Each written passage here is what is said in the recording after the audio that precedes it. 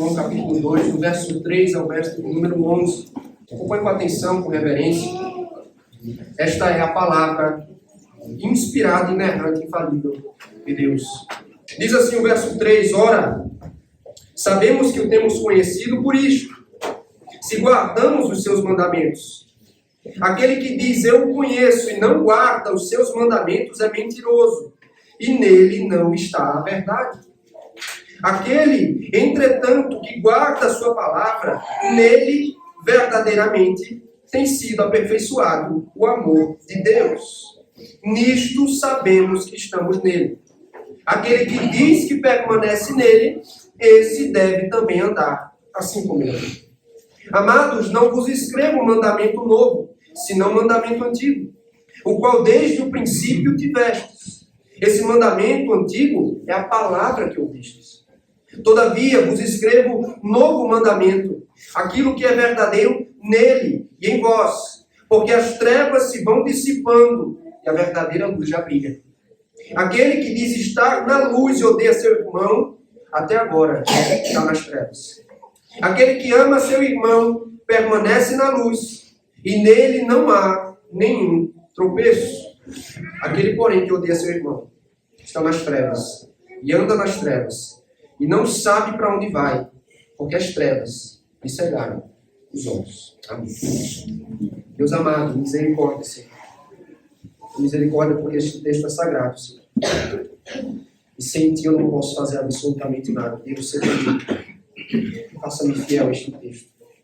E dá graça também aos meus irmãos, de modo que eles possam ser edificados, ó Deus, exortados por meio da Tua palavra. Em nome de Jesus. Amém. E amém. Quando João, no verso número 3, começa usando o conectivo ora, sua intenção é muito clara, conectar seu discurso a partir daqui, com o que já foi dito nos versos anteriores. Como nós temos visto, ele tem seguido um raciocínio quanto à comunhão com Deus. E anteriormente, na exposição do último domingo, nós vimos que ele deu 3 sinais claros para que uma pessoa possa estar segura de que ela tem comunhão com Deus. Que são, a comunhão com Deus acontece na luz, assim como Deus é luz. Segundo, a comunhão é provada pela confissão de pecados e é garantida pela obra redentora de Cristo. Agora, ele acrescenta que conhecer a Deus significa obedecer seus mandamentos, andar como Cristo andou e amar uns aos outros. Nesta porção do texto sagrado não há o termo comunhão, mas a palavra conhecer é usada como uma espécie de substituto e complemento, ampliando assim o que significa ter comunhão com Deus. Então, na noite de hoje, eu quero pregar a segunda parte do tema. Preste atenção, olhe para mim. Os sinais da comunhão com Deus. Quais são os sinais, irmãos, de que temos real comunhão com Deus? Como eu e você podemos estar seguros de que o conhecemos e estamos unidos a Ele? Mais uma vez, João nos apresenta a 3 testes fundamentais. O primeiro deles, que está do verso de número 3, a primeira parte do verso número 5. Acompanhe os pontos. Primeiro, temos comunhão com Deus, se obedecemos aos seus mandamentos. Mais uma vez, note o verso 3. Ora, sabemos que o temos conhecido por isto, se guardamos os seus mandamentos. Então, a intenção de João é a mesma de antes. Ele quer ajudar cristãos a terem certeza de que têm comunhão com Deus.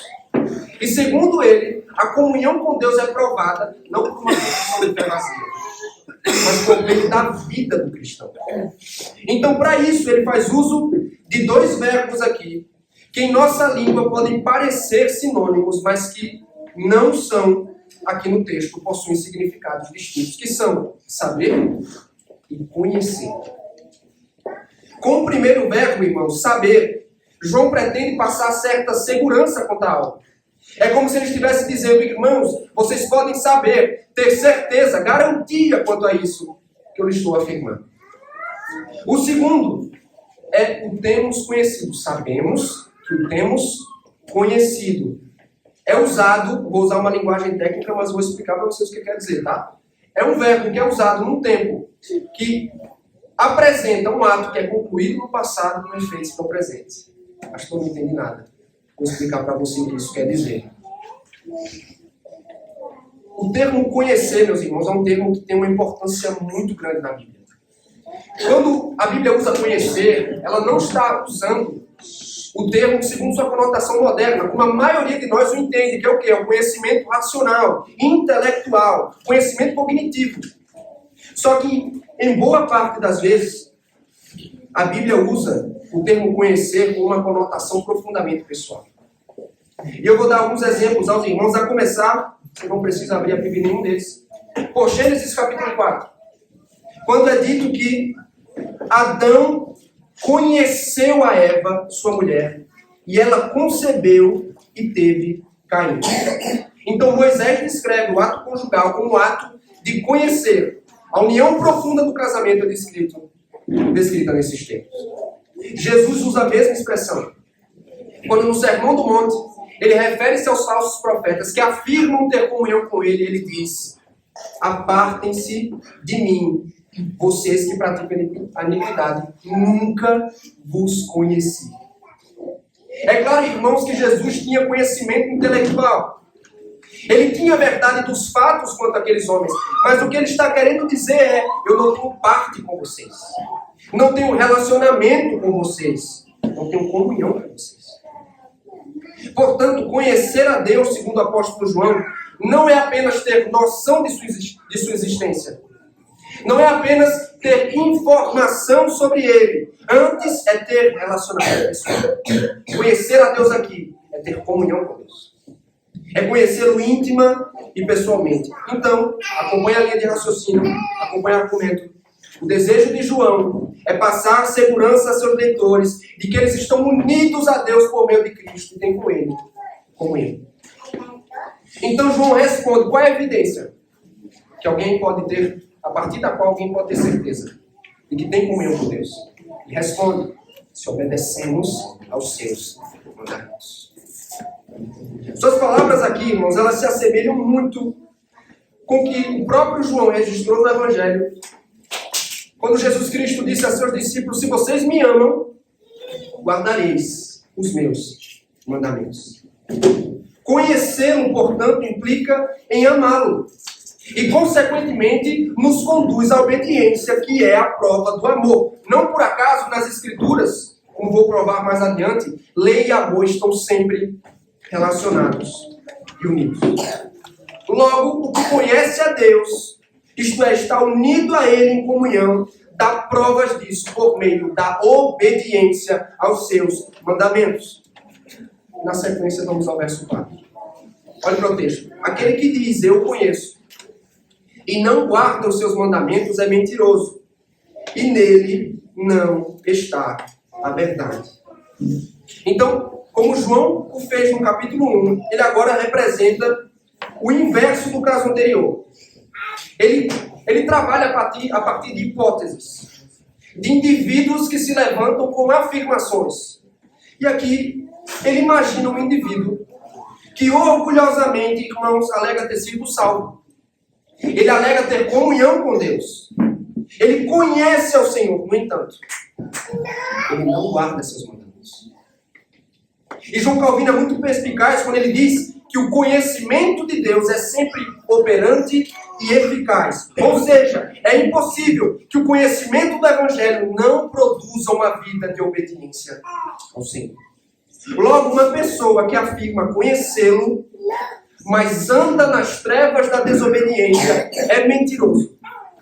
Ele não tem a verdade. E aqui, mais uma vez, lembre-se: a quem verdade e mentira são associados nas Escrituras? A mentira é associada ao diabo. Nele não há verdade. E Deus é o Deus da verdade. O que afirma ter comunhão com Ele, mas vive uma vida de desobediência, é mentiroso. E aí, depois que ele denuncia incoerência, ele diz no verso 5, olha o que o texto: aquele, entretanto, que guarda a sua palavra, nele verdadeiramente tem sido aperfeiçoado o amor de Deus. O argumento de João, meus irmãos, é que quando um cristão vive em obediência a Deus, Guarda a sua palavra, que aqui é um sinônimo para mandamento, tá bom? Guarda a sua palavra. O amor deste por Deus vai sendo aperfeiçoado. O amor do cristão por Deus vai sendo amadurecido, aperfeiçoado, à medida que este se compromete diante de Deus em obedecê-lo por toda a sua vida. Ou seja, João está dizendo, você só prova que ama a Deus quando anda no caminho dos seus mandamentos. Vamos às aplicações. Uma única aplicação neste ponto, que é: provamos que conhecemos e amamos a Deus quando obedecemos aos seus mandamentos. Crianças, João, a Maria está ali, ó, na Jerusalém do Alto. Crianças, Sara, Catarina, Lara, Rudá. Preste atenção numa coisa muito importante aqui, ó. Vocês concordam comigo que não faz o menor sentido, hein, Cecília? Não faz o menor sentido, por exemplo, o papai dizer assim: eu amo a mamãe, se ele não faz nada por ela. Vou dar um exemplo para vocês. Qual é a lógica do papai dizer assim que ama a mamãe, se ele não cuida dela, se ele não a ajuda? Não faz sentido, né? Da mesma forma, não faz sentido, Catarina, você dizer que ama o papai e a mamãe se você não os obedecer. Se você disser assim, Davi, eu amo o papai, mas você não obedece o papai, você não está amando do jeito certo.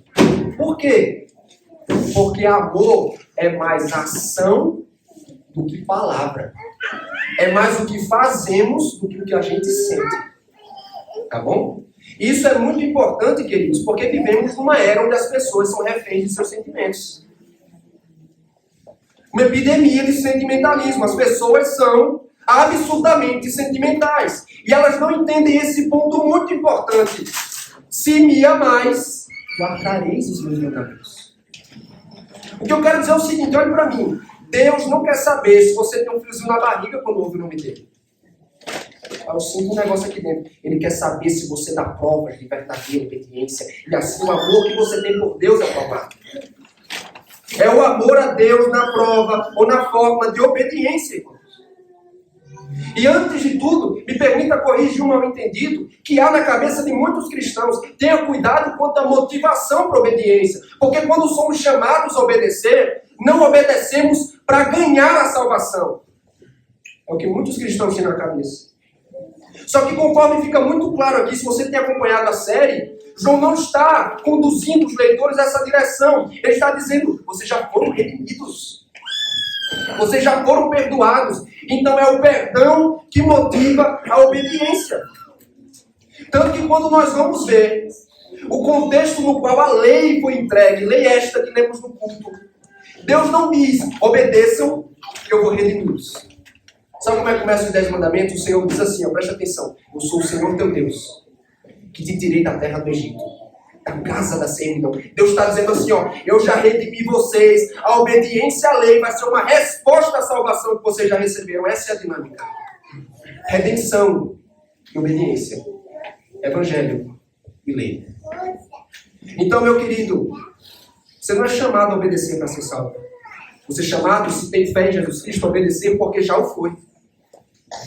Só que uma outra pergunta importante a ser levantada é: como sei, pastor, o que Deus requer de mim? E aí, quando nós vamos ao Breve Catecismo de Westminster, a pergunta 3 diz assim, ó, qual é a coisa principal que as Escrituras nos ensinam? E a resposta, olha só, o que o homem deve crer a respeito de Deus. E o dever que Deus requer do homem. O que é que isso significa, irmãos? Não poderemos atender a ordem que nos é dada aqui por João, a não ser que a gente se comprometa com o estudo sério e dedicado das Escrituras Sagradas. Porque é na palavra de Deus que nos serão apontados os mandamentos que precisamos obedecer. Mas eu vou facilitar para você. Esses mandamentos estão resumidos nos 10 mandamentos. Todos os deveres que nós temos no Novo Testamento é desdobramento, é implicação dos 10 mandamentos, irmãos. Então você precisa olhar para este padrão, se comprometer a obedecer no corpo e alma. Como sempre costumo dizer, Deus não ordena simplesmente não matar com as suas mãos, mas a livrar o teu coração de toda sorte de ressentimento, indignação, ódio, ira pecaminosa. Essa obediência se estende aos teus atos e aos teus afetos. Eu termino dizendo, a obediência é a evidência mais poderosa de que você ama a Deus. Não venha com essa conversa. Eu amo a Deus porque acho, porque penso, porque sinto não. O amor é provado pela obediência. O amor é provado pela obediência. E uma ótima notícia para você. Tudo que Deus exige de nós, Ele nos dá graça e força para atender. Se Ele exige obediência de nós, Ele nos dá graça para que possamos entregá-lo a obediência. Você não é deixado a própria sorte, a própria força. Ele nos dá graça para isso. Amém? Amém? Nós estamos meditando no tema os sinais da comunhão com Deus. Primeiro, só temos comunhão com Deus se guardamos seus mandamentos. Segundo, versos número 5 e 6. Temos comunhão com Deus se imitamos a Cristo em nosso viver. Leia comigo, versos 5 e 6, acompanhe com atenção. Nisto sabemos que estamos nele. Aquele que diz que permanece nele, esse deve também andar assim como ele andou. Então percebam como João vai alternando os termos aqui.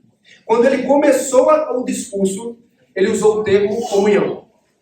Aí a partir do verso 3 do capítulo 2, conhecer. Aqui ele usa um outro termo, estar nele. Embora sejam termos diferentes, são termos que correspondem a uma mesma realidade e vão tornando ainda mais claro o que significa ter comunhão com Deus. Além de conhecer íntima e pessoalmente ao Senhor, ter comunhão com Deus é estar unido a Ele. É por isso, meus irmãos, que João usa os termos em repetição. Nele, nele. Qual é a ideia? Ele está falando sobre uma doutrina muito importante do Novo Testamento, que é a doutrina da união com Cristo. O que é que essa doutrina ensina? Que é somente quando o crente está mística e espiritualmente unido a Cristo que ele tem direito e acesso a todas as bênçãos da redenção. Regeneração, justificação, conversão, santificação, perseverança, nossa posterior ressurreição e glorificação final. Nenhuma dessas bênçãos chegam a alguém, a parte da união com Cristo. Você precisa estar unido a Ele, espiritualmente unido. E mesmo na ausência de um termo mais explícito, as palavras de João, desde o início do seu discurso, remetem à santificação de um cristão, que é o processo pelo qual somos mais e mais conformados à imagem de Cristo. E sobre isso, queridos, no Evangelho de João, no capítulo 15, olha só, perceba a semelhança entre os termos. Há muita intertextualidade entre Evangelho de João e Epístola de João. No capítulo 15, ele registra as palavras de Jesus. Ouça com atenção, por favor. Ouça com atenção. Jesus disse aos seus discípulos, permanecei em mim e eu permanecerei em vós. Como não pode o ramo produzir fruto de si mesmo, se não permanecer na videira, assim nem vós os podeis dar, se não permanecerdes em mim. Eu sou a videira, vós os ramos.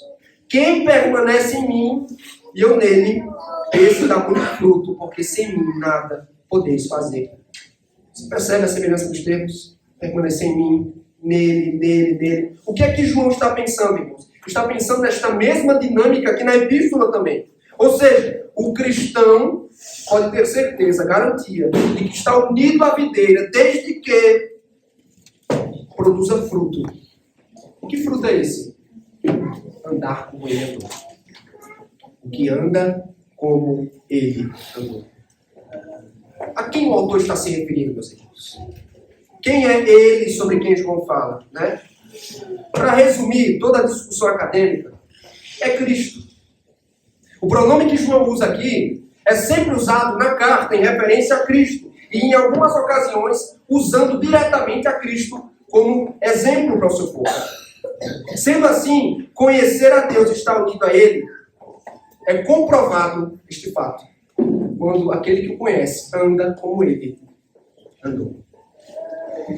E eu quero que você considere o seguinte, preste atenção, nenhuma das palavras que aparecem nos escritos inspirados foram aleatoriamente escolhidas.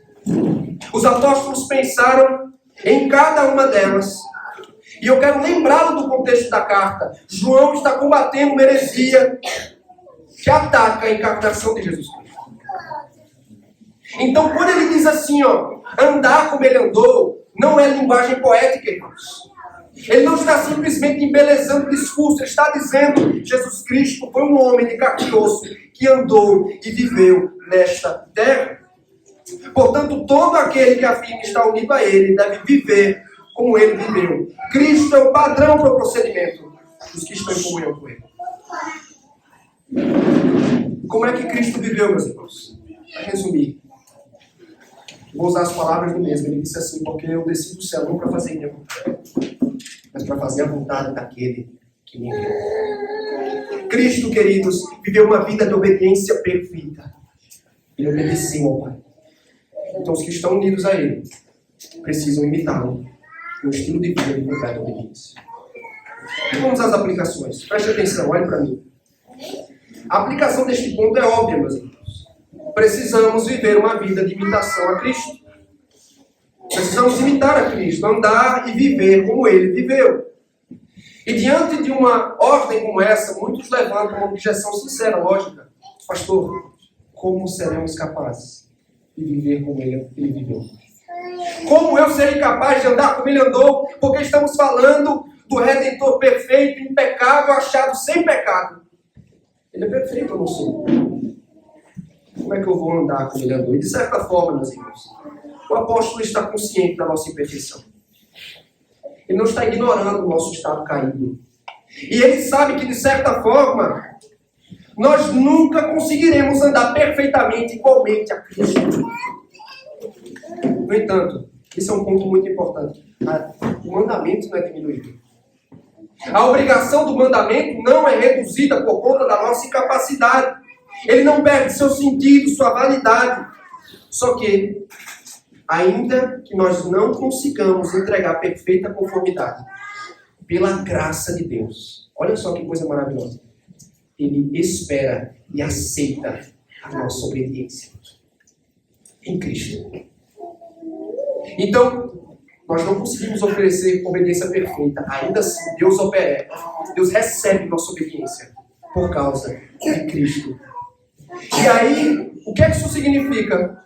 É que nós fazemos do objetivo máximo de nossa vida buscar a conformidade com Cristo. O cristão concentra sua vida nisso. Eu vou fazer todo o esforço possível para ser o mais semelhante que eu puder a Jesus Cristo. Meu querido, olhe para mim, nos meus olhos, e me responda no seu íntimo. Será que é o que temos buscado? Esse é o seu objetivo? Quanto isso é importante, caro para nós?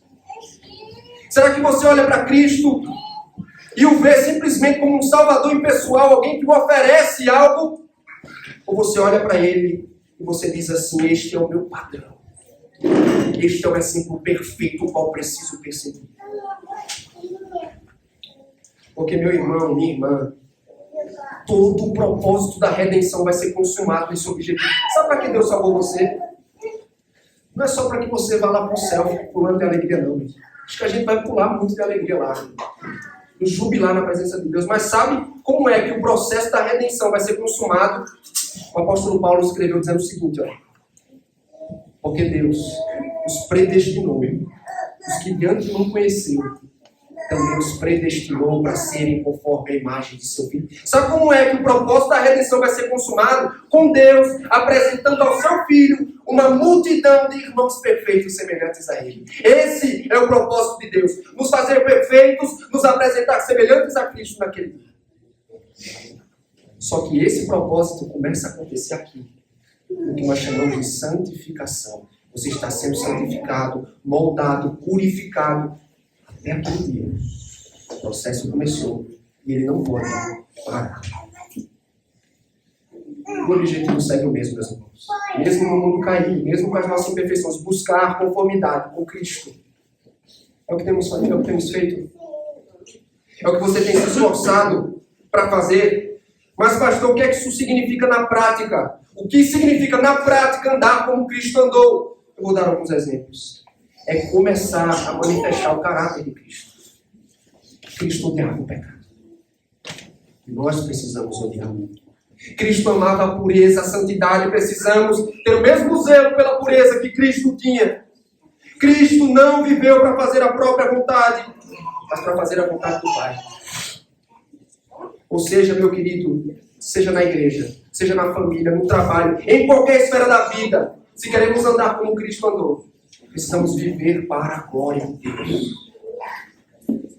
Cristo amava a palavra. Será que nós amamos? Não, nós a amamos. Você ama a palavra de Deus? Você busca a face de Deus em oração, anseia por comunhão com Ele, como Cristo fez. É como somos chamados a viver, meus irmãos. Ele, preste atenção, olha para cá, ele amava a Deus de todo o coração. Considere isso. Cristo foi devoto a Deus em cada suspiro. Em cada momento de sua vida, ele não entregou nada mais, nada menos do que perfeita obediência. Em cada suspirar, cada pensamento e afeto, ele amou a Deus. Ele amou verdadeiramente ao próximo. E esse é o teu chamado, cristão. É andar como ele andou. E eu sei, meu irmão. Eu sei. Não vamos conseguir perfeitamente. Não vamos acertar o tempo todo. Mas eu quero lembrá-lo que a segurança da tua salvação não repousa na perfeição do teu procedimento. Ou seja, não é porque somos perfeitos. Não é porque somos impecáveis que somos amados por Deus, mas é a justiça perfeita do Redentor que nunca pecou. A segurança que temos hoje e sempre. Cristo é a segurança para pecadores que falham em obedecer à lei de Deus. Cristo é a tua segurança que falha em obedecer à lei do amor, porque como eu, você não ama a Deus de todo o coração, você não ama o próximo como deveria. Falhamos em atender à lei do amor. Mas o que acontece? Temos um Redentor que cumpriu toda a justiça. Que nunca falhou em um único segundo em entregar o dever que nós falhamos em entregar. E por causa da justiça dele, por causa da sua perfeição, nós temos esperança e segurança, mesmo que sejamos imperfeitos. Então é como se João estivesse dizendo assim, ó, anda como ele andou. Vive como ele viveu. Mas não é para a tua redenção. Não é porque assim você vai ser redimido, mas é porque você já foi. E porque você está seguro dele. Olha com alegria para o Deus homem. Olha com alegria para o Salvador perfeito e impecável. Descansa na tua salvação e anda como ele andou. Crianças, prestem atenção. Muito importante vocês entenderem o seguinte, ó. Vocês podem, no futuro, vocês vão crescer, vocês vão admirar pessoas. As primeiras pessoas que nós admiramos é o papai e a mamãe. Não é? Só que tem uma pessoa, Catarina, que você precisa admirar ainda mais do que o papai e a mamãe. Que é o Senhor Jesus. Você pode pensar assim, quando eu crescer eu quero ser isso, Davi. Eu quero fazer isso, aquilo. Legal, você pode ter sonhos. Mas uma coisa muito importante. O maior objetivo da vida do Davi, da vida da Rebeca, da Aurora, de todas as crianças, tem que ser o mais parecido com Jesus que você conseguir. Esse é o objetivo da vida do cristão, sabe? E como é que a gente descobre, Davi, como é que Jesus viveu? Lendo a Bíblia. E como é que a gente vai viver como Jesus viveu? Tentar, Cecília, se a gente é pecador. Porque Deus vai dar força. Ele vai nos ajudar. Lembra, tá, Davi? O maior exemplo tem que ser o Senhor Jesus. Tá? Amém, meus irmãos? Vamos seguir ao último ponto, os sinais da comunhão com Deus. Nós vimos primeiro, temos comunhão com Deus se guardamos seus mandamentos. Segundo, temos comunhão com Deus se imitamos a Cristo. E por fim, temos comunhão com Deus se amamos os nossos irmãos. Temos comunhão com Deus se amamos os nossos irmãos. Verso número 7, olhe para o texto, por favor. Concentre-se. Vamos ao texto. Diz assim a palavra de Deus. Amados, não vos escrevo um mandamento novo, senão um mandamento antigo, o qual desde o princípio tivestes. Esse mandamento antigo é a palavra que ouvistes. Então a forma de tratamento usada por João aqui, meus irmãos, faz todo sentido à luz do que ele vai exortar logo na sequência. Ele os ama de fato. Ele tem afeto por estes, para quem escreve aqui. E diante desse tratamento de amor, João está preparando o terreno para uma exortação muito importante, eu diria a mais importante. E segundo ele, não é um mandamento novo. Ou seja, não é uma novidade ao povo de Deus. E por que ele diz isso? Basicamente, porque o mandamento a ser entregue aqui já foi dado ao povo de Israel no passado. Ele aparece em Levítico, ele aparece em Deuteronômio, e na plenitude dos tempos, quando o Verbo encarnou, este mandamento também foi reforçado. Porque quando Jesus ele foi indagado por um escriba, qual é o maior mandamento, mestre? Ele disse: amarás o teu Deus de todo o teu coração, de toda a tua alma, de todas as pessoas. E qual é o segundo? Amarás o teu próximo como a ti mesmo. Na carta aos Romanos, o apóstolo Paulo conclui dizendo: quem ama o próximo tem cumprido a lei. De sorte que o amor é o cumprimento da lei. E eu penso o seguinte: os leitores para quem João dirigiu a carta não eram judeus. No entanto, este não era um mandamento novo para eles também. Porque desde que o Evangelho começou a ser anunciado, desde o princípio, junto ao Evangelho, foram anunciadas também as obrigações do Evangelho. Como a pessoa deve viver, no caso, a lei do amor. E aí no verso 8 nós temos, acompanha o texto: todavia, vos escrevo um novo mandamento, aquilo que é verdadeiro nele e em vós, porque as trevas vão se dissipando e a verdadeira luz já brilha. E aí você olha para o apóstolo João e diz aí: peraí, João, você está me deixando confuso, né? O mandamento é novo ou é antigo? Você disse que o mandamento é antigo, agora você diz que é mandamento novo. Como nós devemos entender, irmãos? A solução é o sentido das palavras. O apóstolo ele está reproduzindo as palavras de Jesus. Quando no Evangelho de João, prestes a entregar-se ao martírio, Jesus disse assim aos seus discípulos, capítulo 13 de João: novo mandamento vos dou, que vos ameis uns aos outros, assim como eu vos amei, que também vos ameis uns aos outros. Então, quando ele usa mandamento novo, ele não está dizendo que o novo toma o lugar do antigo. Ele está dizendo que o antigo dá luz ao novo. Que o novo prossegue do antigo, ou seja, o antigo mandamento do amor não deixa de existir, mas ele continua em conjunto com o novo. Só que o diferencial é o seguinte, irmãos, é que à luz da pessoa e da obra de Cristo, o mandamento assume uma essência e um significado que antes não possuía. À luz da manifestação de Cristo, da sua obra com a inauguração do reino de Deus, chega um tempo que a era messiânica, onde a luz irrompeu, as trevas do pecado vão sendo dissipadas e a luz do mundo, que é Cristo, triunfa sobre o pecado. Então é como se João estivesse dizendo assim, a luz da vida de Cristo, a luz da sua obra redentora, o mandamento tem uma profundidade que antes não tinha. Por quê? Porque agora a essência do amor é definida em relação a Cristo. O significado do mandamento agora está ligado a Cristo, porque ele diz assim, vos ameis uns aos outros, assim como eu vos amei. Como é que Cristo os amou? Sacrificialmente. Então o mandamento assume uma essência, um conceito que antes não tinha. E aí nós vamos ao verso número 9.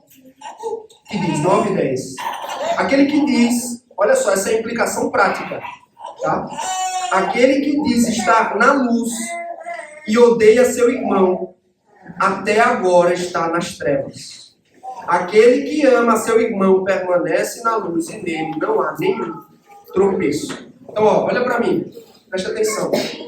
Pelo que parece, meus irmãos, existiam alguns que alegavam o seguinte, estou na luz, sou crente, tenho comunhão com Deus, conheço a Deus intimamente, mas ele tem um coração cheio de ódio pelas pessoas, o coração cheio de inimizade. Aí o apóstolo está expondo esse indivíduo como incoerência ambulante. Ele está expondo o absurdo, porque a afirmação da boca é negada pela conduta. Porque estando na luz e unidos ao Deus de amor, é impossível viver no ódio e na inimizade. Então, o apóstolo vai alternando entre luz e trevas para descrever o estado espiritual das pessoas. Então, os que vivem em inimizade provam que não têm comunhão com Deus e estão em profundas trevas. Por sua vez, os que amam seus irmãos, como foram amados por Deus, estes estão na luz. Esses estão na luz. Os que vivem na prática do amor dão prova de que pertencem de fato a Cristo. E não só isso, João diz, nele não há tropeço nenhum. Como assim? Quando a confissão da fé é validada em uma vida de amor, o cristão se guarda de ser um escândalo para o mundo, uma pedra de tropeço ao seu irmão. E tendo brilhado a luz do Evangelho, este clarão brilha no coração dos crentes, dissipando as trevas do pecado e da inimizade. Quem vive no amor está na luz. Quem vive no ódio e na inimizade, nas trevas. E João conclui dizendo no verso 11, aquele, porém, que odeia seu irmão, está nas trevas, e anda nas trevas, e não sabe para onde vai, porque as trevas lhe cegaram os olhos. O que vive uma vida de inimizade, de intriga, ele pode até afirmar-se cristão. Mas o que João está dizendo, este engana sem pensar que está unido ao Deus de amor. Ele não está na luz, ele está nas mais profundas trevas da perdição. Sua condição espiritual é obscura, ele está cego quanto ao seu estado. Ele está andando em ignorância. Porque Paulo aos Coríntios ele disse assim, que o Deus deste século cegou o entendimento dos incrédulos, para que a luz do Evangelho da glória de Deus não respondesse às palavras. É o mesmo estado. Eles estão cegos, imersos na mais trágica escuridão. E eu concluo com duas aplicações. Eu quero que você preste muita atenção. Primeira aplicação, se você odeia seus irmãos, você não é cristão. Se você odeia seus irmãos, você não é cristão. Porque eu repito, é impossível você ter comunhão com Deus e você viver em inimizade com aqueles por quem Deus entregou seu filho. Isso não existe, queridos. Mas, infelizmente, essa é a realidade em muitas igrejas hoje em dia. As pessoas se acostumaram a viver em comunidades onde as rixas foram normalizadas. Onde as pessoas não se dão bem. E com naturalidade você escuta um absurdo desse. Um cristão dizendo, eu não vou com a cara daquele ali. Eu não gosto de fulano de tal. E aí na igreja local, meus irmãos, no corpo de Cristo, dois cristãos se enxergam como adversários. Se ignoram, não se tratam com devido respeito e amor, tratam com indiferença um ao outro, só que aí no domingo todo mundo é crente, né? No domingo vem todo mundo para a igreja, e aí nos achegamos à mesa do Senhor, que é a refeição da comunhão. E na refeição da comunhão nós celebramos nossa hipocrisia, porque não estamos unidos. Porque não há comunhão.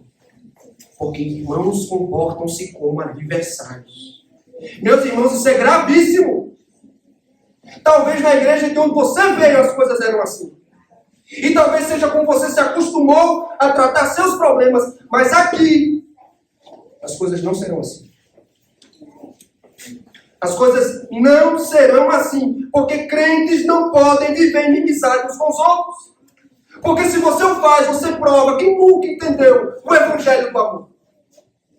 E quando você vive em inimizade, você é motivo de escândalo ao mundo, porque o mundo olha para nós e diz, eles têm o mesmo procedimento que nós ímpios. Aí nós seguimos com pedra de tropeço, escárnio e blasfêmia na boca dos imundos e dos ímpios. O mundo vai olhar para a nossa hipocrisia, meus irmãos. Ele vai dizer, olha, esses são aqueles que alegam terem sido salvos pelo Deus de amor. Mas olha como eles vivem. Em inimizade. Meus irmãos, não é assim que podemos viver. Você foi alcançado pelo Evangelho, você compreendeu essa mensagem bendita de que o Deus de amor enviou o seu Filho e entregou-se para salvar você do teu pecado. É impossível que você reaja com indiferença, com inimizade, com rancor no teu coração. Se você é crente, você não pode odiar seus irmãos. Você não pode tratá-los com indiferença. Você não pode evitar proximidade, porque tudo isso é pecado, irmãos. Mesmo que o irmão peque contra você, Você não está autorizado a devolver o pecado com ira, com ódio. Porque não há pecado, transgressão que dê justificativa dentro da comunidade do pacto para odiarmos, para ferirmos, para lidarmos com rancor e inimizade. Porque no Sermão do Monte, queridos, quando Jesus Cristo, ele interpretou a lei, libertando-a das más interpretações dos escribas, ele disse, ouviste do que foi dito, não matarás, mas eu, porém, vos digo, se você odeia o teu irmão, se você acumula raiva no teu coração, você assassina o objeto do teu ódio no teu coração, quem odeia, quebra o 6º mandamento. Isso é o que você tem feito. Você tem quebrado a lei de Deus. Meus irmãos, como é que cristãos, como é que uma comunidade piedosa trata os seus problemas? Não fica de fofoca. Não fica vivendo a vida como se nada tivesse acontecido. Nós seguimos o procedimento de Cristo. Cristãos que têm algo um contra o outro, sentam-se, conversam, ministram perdão uns aos outros. Acabou. Esse é o procedimento. Aí vem um camarada e diz assim, eu não quero fazer isso porque isso vai ferir meu orgulho. Aí eu digo para você o seguinte, meu irmão, minha irmã, você pode se parecer cristão, falar como cristão, ir onde os cristãos vão, mas você está nas mais profundas trevas, porque quem não ama não está na luz. Tua confissão de fé é vazia, é mentirosa. Porque se não há amor, não há luz. Por outro lado, meus irmãos, se estamos na luz, nós devemos amar uns aos outros. Quando eu digo isso, eu não estou pensando em declarações vazias de amor. Eu estou pensando no amor em operação, que é por meio de sacrifício e serviço. Isso significa, querido, que quando o Jonatas pega contra mim, eu perdoo. Que quando eu peco contra irmãos, esses irmãos precisam também estar dispostos a me oferecer perdão e reconciliação. É servir, é se entregar pelo bem do outro, é se interessar com o progresso espiritual de cada um. Meus irmãos, aqui nós não somos individualistas. Do tipo, é cada um por si, é a minha família. Não, meu irmão, eu me importo com o bem espiritual do meu irmão. Eu quero que ele cresça, que ele seja santo. E aí eu faço todo o esforço possível que estiver ao meu alcance para que este irmão cresça no conhecimento e na graça de Deus. E aí isso pode ser feito de várias formas. Na forma de hospitalidade, de discipulado, de cuidado com os necessitados e feridos entre nós. Essa é a prova prática de que você está na luz, meu irmão. Não adianta ter luz no entendimento, mas a luz precisa resplandecer nas tuas boas obras. Nas tuas obras. Aí você vai comprovar a consequência. Agora, crianças, o negócio é com vocês, Quem de vocês aqui conhece a história do Mágico de Oz? Ninguém. Ninguém conhece o Mágico de Oz? Eu quero contar para vocês um pouquinho, até para as crianças que não conhecem. A história é mais ou menos assim, eu vou resumir bastante, tá? Dorothy é uma menininha, ela tem um cachorro chamado Totó, e aí um dia um ciclone muito forte, Sara, passa, arrasta a casa dela para uma terra mágica encantada. E lá ela conhece muitos seres estranhos e mágicos. E um deles é o Homem de Lata. O Homem de Lata da Bíblia estava muito triste porque ele não tinha um coração. E ele queria muito ter um coração para poder amar e sentir afeto pelos outros. E aí ele se junta a Dorothy. E eles vão juntos ao Mágico de Oz, na esperança de ele poder dar um coração ao Homem de Lata. Sabia que com a gente é mais ou menos assim, sabe? Davi, nós até tínhamos um coração. Mas o problema era que era um coração manchado pelo pecado. Um coração cheio de ódio. E aí Deus, Davi, ele pega a Catarina, ele troca lá no coração íntimo de pedra. E Ele coloca no lugar um coração de carne. Porque com esse novo coração, nós conseguimos amar. Ele, o homem de lata, queria amar. Nós não conseguíamos amar antes com o coração que a gente tinha. Mas Ele nos dá um novo coração. E com esse novo coração, nós podemos amar. Amar a Deus, amar ao próximo. Deus nos deu, meus irmãos, um novo coração. Um coração para amar. E aqui, ó, onde você está hoje, não só aqui, mas a vida que levamos juntos. Esse é um lugar excelente, onde crianças, jovens e velhos aprendem a amar. Sabe por quê? Eu vou usar as palavras de um puritano chamado Matthew Henry. Ele diz, porque Jesus é o mestre do amor. A igreja, a escola do amor. Seus discípulos, os discípulos do amor. E a sua família, a família do amor. Este é o lugar onde tento brilhar da luz do Evangelho, do amor. Nós amamos. E eu encerro dizendo, se você ouviu o Evangelho pregado, e você se percebeu nas mais densas trevas, se o teu procedimento condena, se você percebe que está longe de inimizade de Deus, hoje o Evangelho te é anunciado. Arrependa-te do teu pecado. A luz do Evangelho pode salvá-lo da escuridão onde você se encontra. O Deus de amor pode salvá-lo por meio da obra redentora de seu Filho. Creia nele. Arrependa-se do seu pecado, você pode ser salvo. Amém? Vamos orar neste momento. Baixe sua cabeça, feche os seus olhos, oremos a Deus. Senhor, nós imploramos aqui no nome de Jesus. Ajuda-nos, ó Deus, a atender as tuas exortações. E que o Senhor nos ajude a corresponder ao padrão que nos é apresentado. Ó Deus, ajuda-nos a andar e permanecer na luz. E se alguém entre nós, nas mais densas trevas, traga-os à luz pelo poder que há no teu Evangelho. No nome de Jesus. Amém.